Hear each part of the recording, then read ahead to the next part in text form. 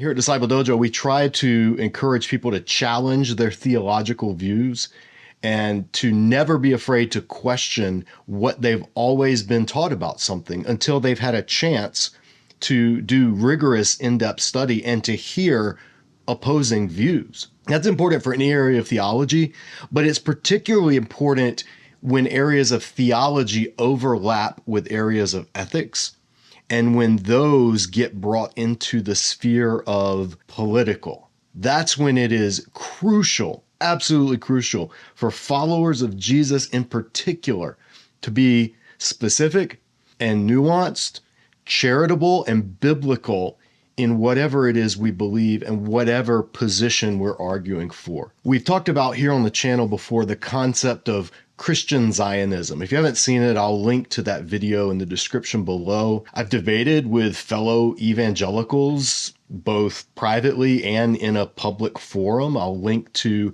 the video I did at Gordon Conwell Theological Seminary with conservative radio show host Dr. Michael Brown, who is also a Messianic Jewish scholar and a staunch proponent of Zionism, and with what's been going on in the Middle East, particularly for the past year and a half, but it didn't start on October 7th. It's been going on long before that. I have a video, I'll link that as well, from about 11 years ago that I shot while I was over there. This is an issue. This is not new. This may be new to a lot of people, but it's not new in general. And it's not new to me. It's something, like I said, I have been heavily invested in this area of discussion and study and interaction for over a decade now. This really is a deep-seated issue to me, and I'm happy to have anything I say on it challenged, pushed back against, because I think that's ultimately how we get better in our views, whatever they are. And so this video is going to be, it's based on a blog post that a friend who is a very strong supporter of the modern state of Israel, because he sees it as a continuation of biblical Israel.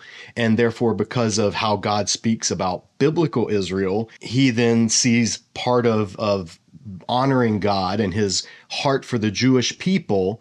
He sees that as tied to fundamentally how we view, look at, and support the modern state of Israel, which claims to represent the Jewish people. And he and I have a good relationship. I love him to death. We very much disagree on the politics of the situation, but we both love the Lord and we both love people.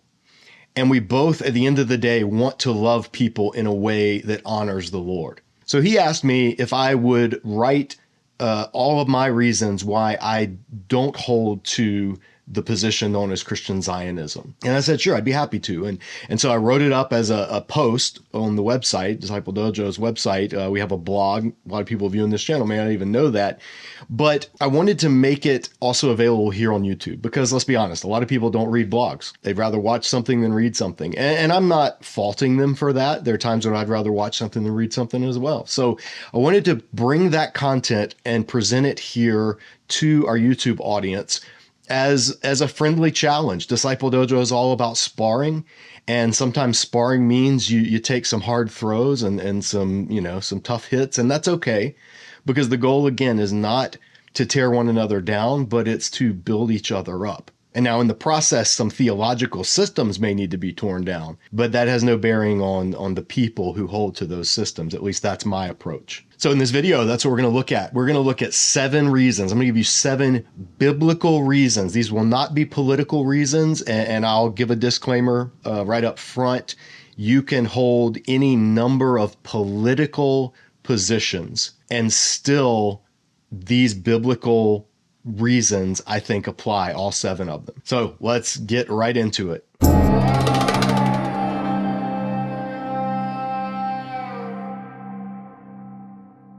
Now, if you're not familiar with Christian Zionism, again, check out the video, the intro video we've done here on the channel. But it is by far the most politically influential view in the last century of American politics, I'd say. You've seen rallies with Christians United for Israel, CUFI, headed up by John Hagee out in Texas. Their rallies are a who's who of American political leaders, both Democrats and Republicans. They, along with AIPAC, are super PAC donors and pretty much drive bipartisan American foreign policy in the Middle East. None of this is controversial. They openly state this and brag about this on their website and in their fundraising efforts. This is not a Democrat or a Republican thing. This is across the board. So let's talk about Christian Zionism and 7 reasons why I'm not one of them. The definition, Christian Zionism, and this is what so you'll know what I'm referring to. I'm referring specifically to the belief among many Christians that the Holy Land belongs exclusively to the Jewish people. This is key. Zionism, and particularly Christian Zionism. Zionism is not a Christian movement. It was originally a secular movement started by European Jews at the late 1800s, picked up steam in the early 1900s. It's not a slur. Using the word Zionist is not an insult. The first gatherings were the World Zionist Congress. So take away all the baggage. We're just going to speak as plainly as possible using the terms themselves. So you had Zionism, and then Christian Zionism was a belief that arose among Christians that as part of the unfolding of biblical prophecy, God was going to regather Jews back into the Holy Land, and particularly Jerusalem, all of Jerusalem, that they would have sovereignty over it, that he would reestablish the nation of Israel. And then there would be various end time schemes that come from that. But it had to happen first. And a lot of the time, Christian Zionists would also say, and things like the temple needs to be rebuilt. So you'll have Christian Zionists who are heavy into supporting things like the breeding program for the red heifers so that they can be taken over to Israel and they can be used, or some are already over in Israel, and their ashes can be used to consecrate the ground when the third temple is built. Now, of course, the problem is right now, Al-Aqsa Mosque and the Dome of the Rock are sitting where that temple will or would be built. So for the temple to be built, that's got to come down. And Christian Zionists may have different views on how that's going to happen. Some may think it's an act of God. Unfortunately, some may think it's going to be an act of man, that the temple, the Dome of the Rock should be destroyed so that the temple can be built. And then there are different streams of Jewish Zionist thought that think along the same lines as well. But the difference is most Jewish Zionists, they don't tie Zionism to an eschatology. They see Zionism as, you'll hear it popularly phrased, people like Ben Shapiro, Abraham Foxman, any of the AIPAC spokespeople, they'll phrase it as all Zionism is the belief that the Jewish people have a right to live in safety and to determine their own national destiny. That's how Zionism is usually presented in the public sphere.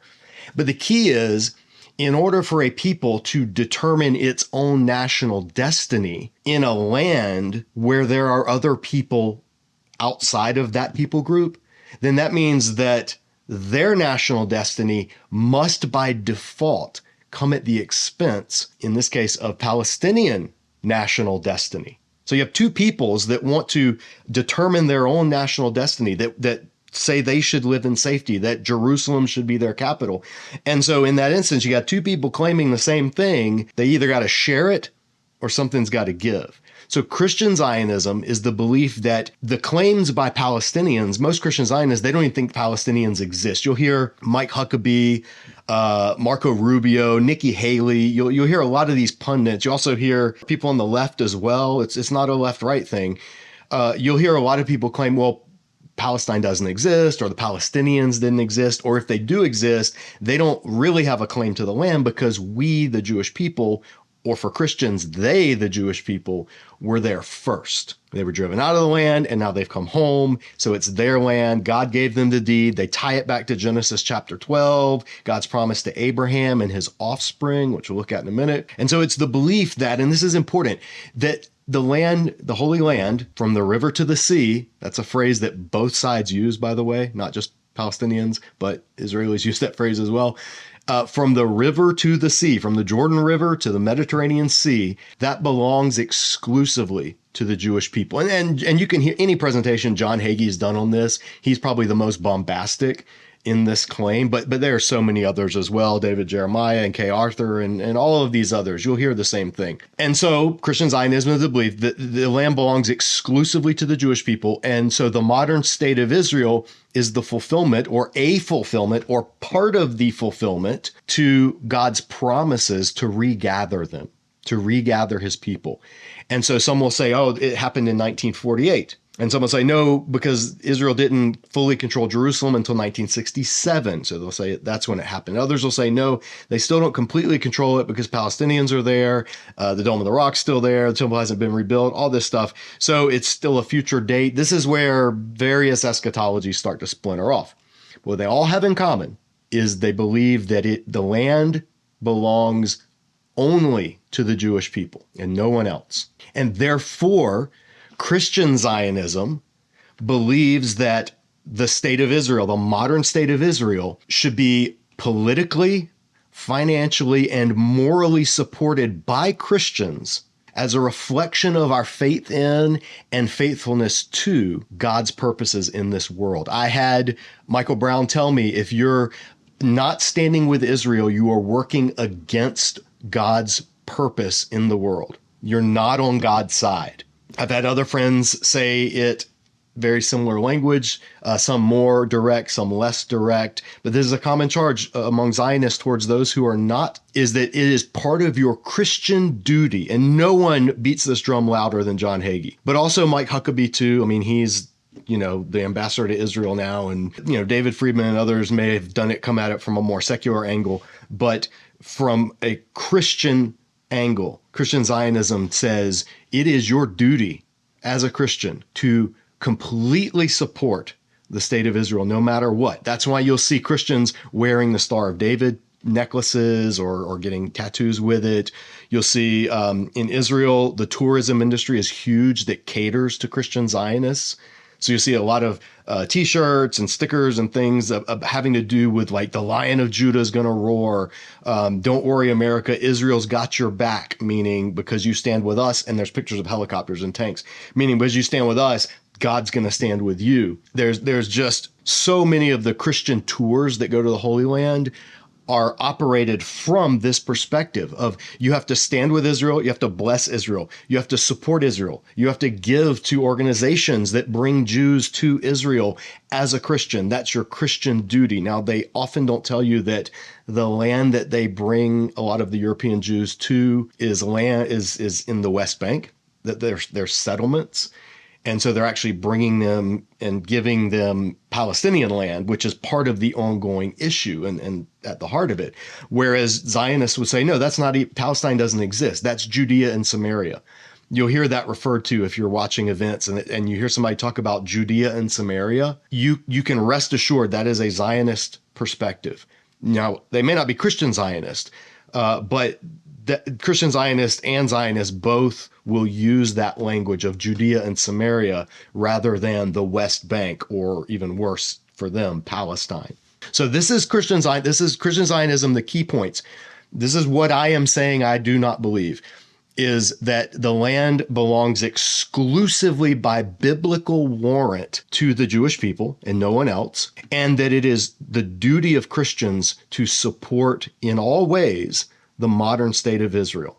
Those are the two beliefs that are encapsulated by Christian Zionism. Now, before we even get into the 7 reasons, got to say this right up front. Some of you, it's probably already too late. You've already started typing or are planning what you're going to say to me as being anti-Semitic, that this is Jew hatred, anti-Semitism. It should go without saying, and sadly it doesn't, particularly in our current political climate, that opposition to Zionism is not opposition to Judaism or to the Jewish people.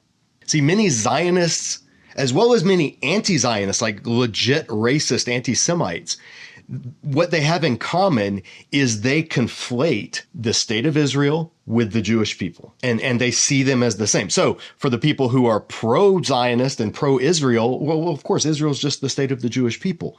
And so we love Israel because we love the Jewish people. Like, the two are mixed. And for the anti-Semites, it's Israel is evil and doing all these evil things in the world because they are Jews. And therefore because we hate what Israel's doing, we hate the Jews. And that's the irony is conflating Judaism with Zionism is a tactic from both sides' playbook. But it's just that. It is conflation. Israel, the majority of Jews do not live in Israel. Israel politically likes to tout itself to the world as speaking for all Jews or being like the escape hatch if things get really bad anywhere in the world. And that's a reasonable thing for Jews to fear, given the 20th century, that they can escape to Israel. They always have that option to make aliyah and to be safe in their land. So there's a very politically driven motivation to conflate the two. But it also comes from reading the Hebrew Bible, where Israel and the Jewish people for most of the Hebrew Bible up until the exile were largely conflatable. We'll see why that's not quite true in just a minute, even in Torah and the early prophets. But it's crucial to understand that there are many, not just some, there are many anti-Zionist Jews. There are many people who are thoroughly Jewish, religious, secular, everything in between, and they're anti-Zionism. If you've seen the film, it came out about a year or so ago called Israelism. It's done by a young Jewish woman and a number of people raised, American Jewish kids raised to be Zionist, and then going and experiencing things over there and coming back and realizing this is not what I was brought up to believe. And so the documentary chronicles that struggle, and it's fascinating and excellent. And some of my friends were in that movie, so I highly recommend watching it. It's available on YouTube. Just look up Israelism and you can find it somewhere. But it's important to say that's the first premise. And I need to make that clear because as a teacher of the Hebrew Bible, as someone who regularly interacts with Jewish scholarship and Jewish thinkers, it's important to make that loud and clear, especially here on YouTube, that I believe every Christian has a biblical duty to love the Jewish people. That I'll stand shoulder to shoulder with Zionists on that. Where we're going to part ways is when you try to extend that love to a people and apply it to a modern political entity, a country.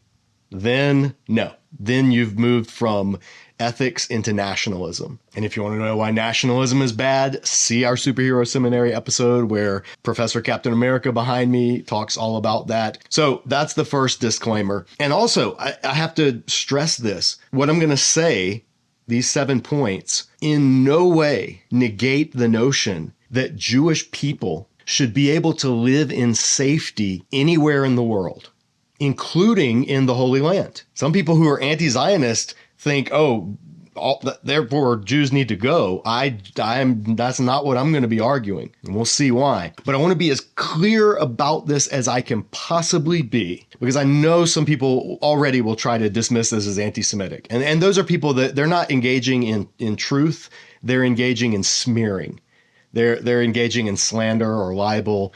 They aren't interested in truth. They're interested in rhetoric and posturing. I've dealt with them for over a decade now. You can't do much except use them to show a watching world how blatantly dishonest they're being. And I also don't want anyone to use any point that I make in this presentation to justify their own genuine anti-Semitism. In the words of the Pharisee Shaul of Tarsus, Saul, Paul, the apostle, me genoito. May it not be. God forbid. So nothing in this should be taken as in any way being anti-Jewish people or anti the religion of Judaism. And if that's what you're looking for, you're not going to find an ally here. So let's start with the reasons. Here's reason 1. The main reason I'm not a Christian Zionist, and that I also oppose Jewish Zionism, so both forms of Zionism, but I'm a Christian, so I'm speaking mainly to fellow Christians in this presentation, because the land belongs to God and God alone. He makes this clear in Torah that the land does not belong to Israel. At best, they are residents to whom he is leasing it. Covenant Israel, and that's an important term. You'll hear me say it a lot. Covenant Israel, that is Israel in the Hebrew Bible that was in covenant, the Sinai covenant, the Mosaic covenant, the Levitical covenant, whatever you want to call it, that Israel Theocratic Israel were to be stewards of the land and to reside there as foreigners. The land does not belong to them, and Torah makes it abundantly clear on multiple occasions that their remaining in the land is directly contingent upon their faithfulness to the covenant. Those two are inseparable. Broken covenant, no right to the land. We see this in Leviticus 25:23. I've just pulled up the Christian Standard Bible. It's a fairly popular translation, particularly among evangelical and Baptists. But you can read any translation you prefer, and you're going to see the same thing. Leviticus 25:23, the land is not to be permanently sold because it is mine, and you are only aliens and temporary residents on my land. This is God speaking.